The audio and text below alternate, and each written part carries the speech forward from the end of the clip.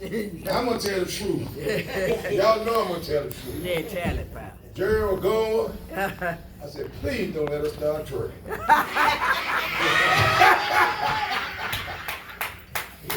She was up there high. Yeah. See, she might have got one of them videos in. She turned around that one time.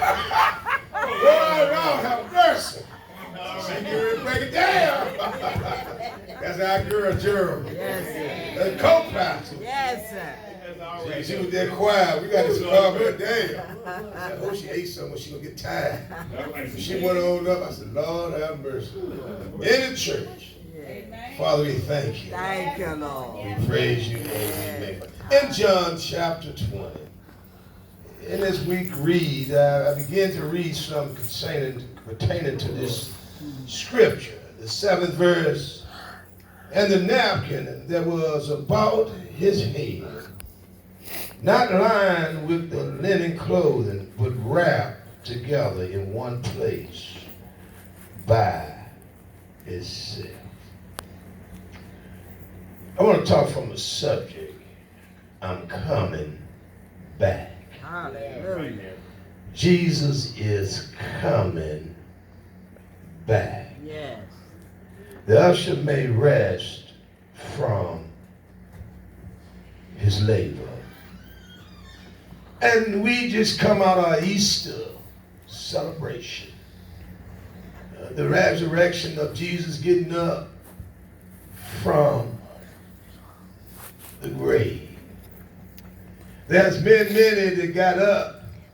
On a couple occasions we recorded that they got up. Jesus healed a couple on the way to even raise Lazarus from the dead. The prophets of old have raised widow women's sons from the grave. There's nothing unusual about the dead getting up.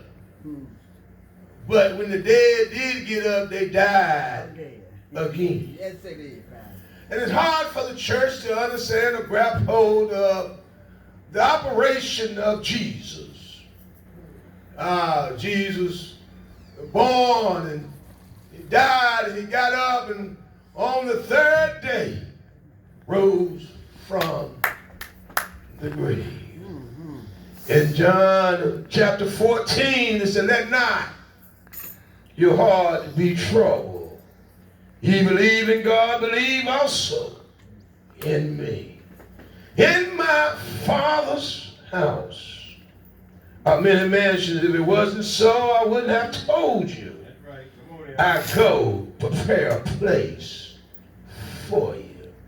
Then he go on and say, if I go, see one thing about the disciples, as long as they got Jesus looking at them, they was all right. Yeah, Lord. On many occasions when Jesus was on his way to the cross, here one great disciple, Peter, denied him and said, I didn't know him. And the truth be told, on this journey, we often deny Jesus when trouble came to him. Y'all missed that. See, as long as he right there operating in God's capacity, it's all right.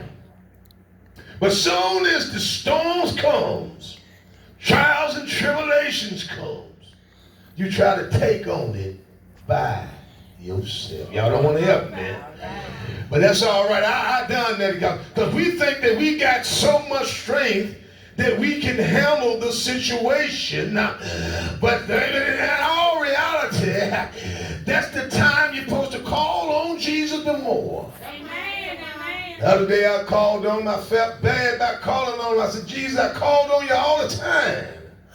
But there said, that's what I sent Jesus for. It's all right. Hold out of our trouble, we run to places where we ought not be, doing things that we ought not do. But Jesus said, if I go and prepare a place for you, I will come again. Say it so. Say it so. So if you're coming again, what you going to do? And receive you unto myself. Thank you, Lord. But I want to stop right there, because in order to go back to Jesus, we got to be right with him. We got to be in line with the commandments. We got to love thy neighbor and trust God with all thine heart. Have you not heard? Lean not. That's our greatest problems. Lean not on your own understanding. And a whole lot of times we mess up because our understanding is not for nobody else but yourself. But if you got wisdom, wisdom comes from God. I wrote down the other day, we do too much breaking down and not building up. If you break me down, let's show me how I can get back up. You know what I'm saying? We'll knock somebody out the horse. We'll turn somebody's spirit up. We'll say something we ain't got no, oh, y'all don't want to help me. We'll come at somebody all with that wicked tongue. But you ain't going to tell me how to get healthy again. You can send me away with a tear in my eye. A sorry sometimes just isn't enough. And I'm in the house. See, one thing about, we was talking, man and woman. Lord have mercy. I could do bad by myself. That's what the woman will say. But the man will say, baby, I can't deal without you. I can't do without you. I need you. Y'all don't want to help me. See, one thing about it, I know, see, over here on this corner over here, that y'all understand what I'm talking about. Man, oh my God, it get rough sometimes. I ain't you looking at that, Rick. I'm talking to you too. Good God from Zion. We just can't walk away from a good woman. Am I right about it? Amen. Mama called her daddy, called her husband the other day, a couple of weeks ago. What did he call her? Her total package. What you mean? All right now. And she stood up and meant it. Besides Jesus, my husband. 60-something years of marriage. And I mean, you know what's going to happen in that 62 years that kept them together? When you stop talking to one another, you start talking about each other. How you going to talk about somebody that you need? Oh my God, I ain't talking about the relationship, I'm talking about God now. How you going to talk about Jesus when he ain't there? You talk about where you're at. Oh, somebody's wrote in a pen in the Bible. They said there ain't no God. The foolish said there's no God. But when I think about the goodness of Jesus, I think about where he woke me up this morning. Now, it might not have been a pleasant night going to bed, but we got up this morning. Now, looking for something to argue about already. Nah, y'all ain't been there. Scared to wake up. We play dead many times. Hallelujah. Y'all don't know what I'm talking about. I'm in the house. Y'all don't go through what we got to go through, trying to fix somebody else's problem. Well, baby, I'm working on myself. That's the greatest gift that God gives us, to realize that we have been wrong. We say we're wrong and try to correct our wrong.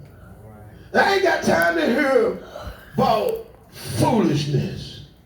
I cut my hair this morning, shaved my head, but I'm quite sure that I missed the spot in the back. Don't look at the back of my head, because I couldn't reach the back of my head, but the front of my head is shining and looking good because I can see that. Y'all understand what I'm saying? Some things you can see, and some things you don't need to see. Amen. Looking behind you to see something that ain't right. Go ahead. That ain't got no line.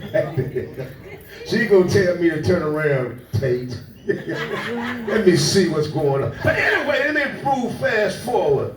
He said, I will receive you to myself. Will you be ready? And where I am, you may be there also. So I'm looking for that day that I could be with him. To be there forevermore. and to understand that I prevail in this lifetime. How many of you want to prevail in this lifetime? Now, you may be wondering why I use the napkin. Because a whole lot of folk don't understand the napkin. Now we're dealing with a situation that Jesus didn't yield up the ghost. We're dealing with a situation, he's in a borrowed man's tomb. They rolled a stone at the tomb. Preach, preach, preach. Because they realized that Jesus said he's going to get up from the dead. So they tried to conceal Jesus.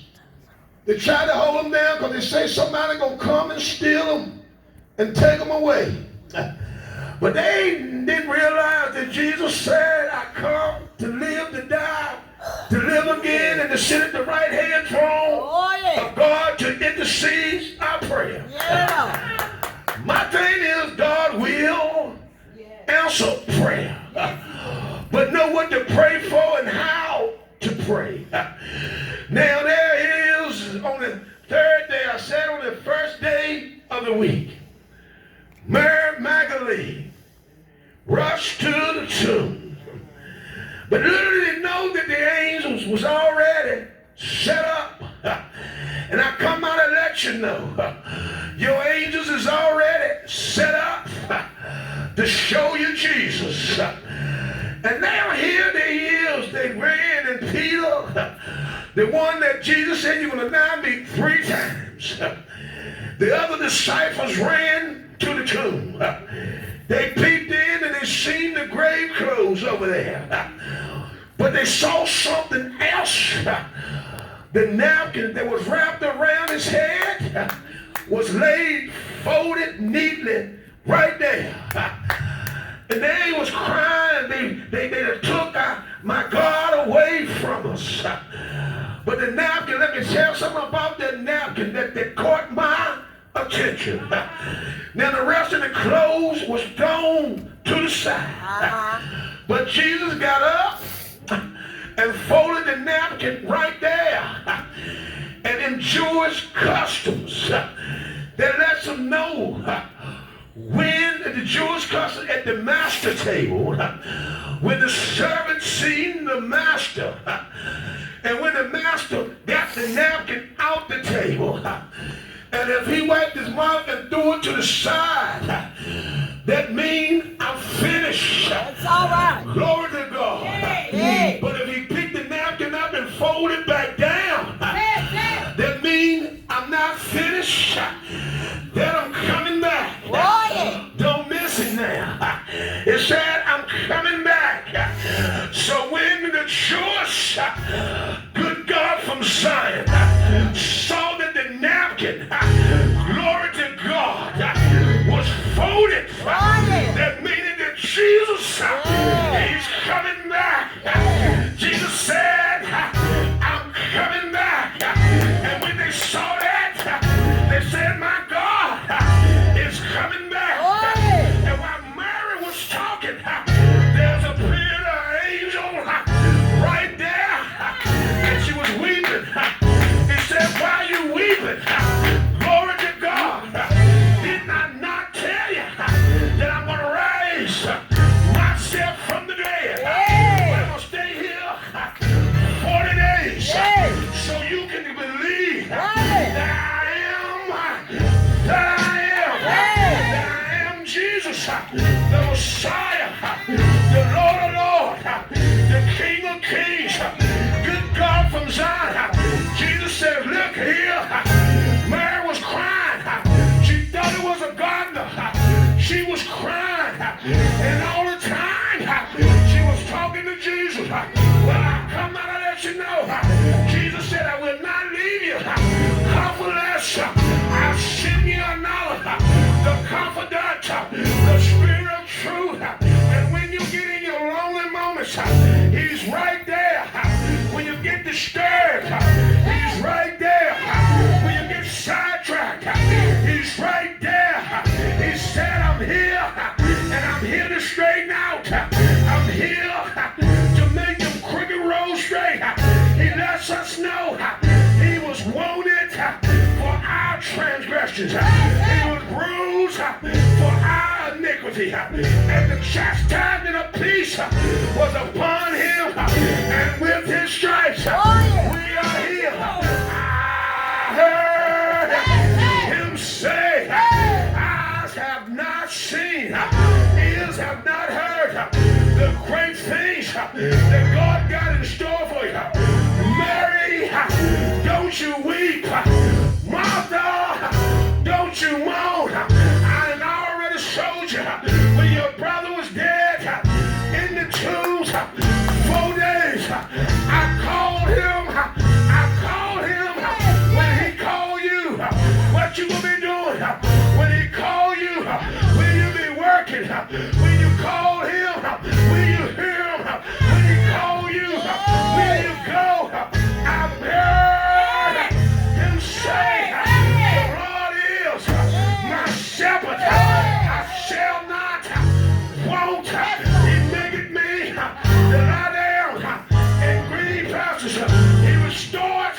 There's a restoration taking place. I done made some bad deals. I done made some bad decisions. I done went down some wrong roads. But now he's coming back to give me a U-turn. He's coming back to take me back. He done took me back. And after a while, one glad morning. That's all right, preacher. That's all right. One glad morning. Oh, yeah. It's going to be a glad time. Yeah, Lord. Because I'm going to a prepared place. Yeah. Don't you worry about yesterday's journey. Because the truth be told, God knows you can't take another yesterday. And ain't it funny?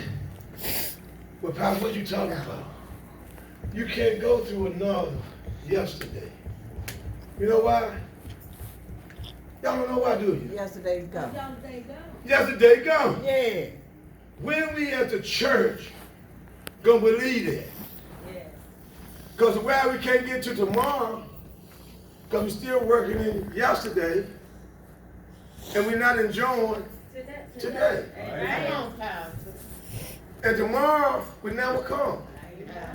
Because tomorrow when it comes, Gonna be it'll be yesterday. today. So that guy don't worry about no tomorrow. It's all about Today. today. Thank you. And the preacher. truth be told, will you go back to be with him today? Answer the question. I don't know. Don't nobody know the day or the hour. You know your birthday, but you don't know your death day. Come on. But if you live every day like it's your birthday, meaning you birthing something in this day, meaning you making something happen in this day that is positive, because I can remember yesterday, but I don't know what's going to happen today.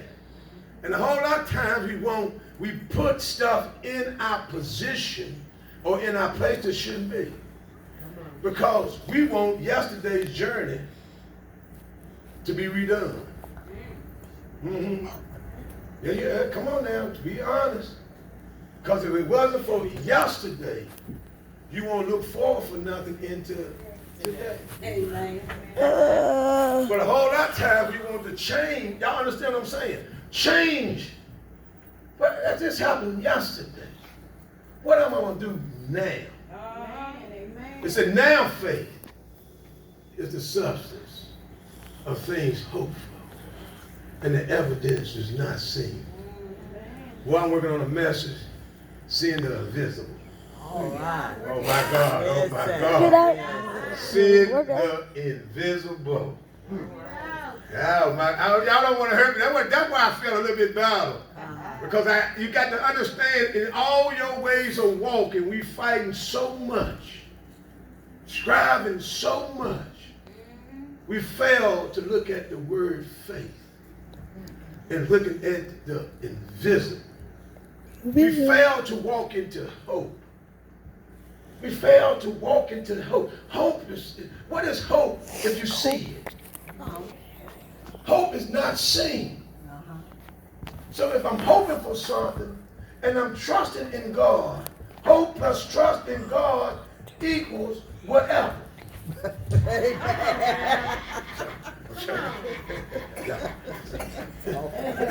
Y'all, you understand what I'm saying? Yes. I got hope Uh-huh. looking at the invisible, Uh-huh. trusting in God. So why should I Worry. worry? All right. Amen. Because I'm gonna get some whatever blessing. Yes, sir. I ain't getting no whatever from a man. I'm gonna get the whatever from God. Right? I'm gonna close it out because y'all looking at me. That's all right. Have y'all not heard what God has for me? It's for me. It is for me. Yes, sir. What God has for me, Uh-huh. it is for me. Amen. What God has for me, It is. it is for me. Got my name. Got your name on it. Yes, I do. Without a doubt. Come on, sing the song. God has for me. Is for me. It is for me. What God God has for me, it is for me. I know without a doubt that He will bring me out. What God has for me, it is for me. It is for me. It is for me. Do y'all really believe that? Hold it. Hallelujah. See, y'all try to sing. Y'all try to sing. Y'all try to sing that We song. trying. Come on, And we man. know we can't sing that song. We trying though. So all you guys do is say, what God got for me, It's for me. it is for me. Amen. Amen. Yes, it is. Y'all sit there here trying to carry them tunes. I count sopranos and the bass. But I come to let the devil know what God has for me. There's no weapon formed against me. Every tongue that rise. Did you got your mansion, Pastor? That man's already been paid, boy.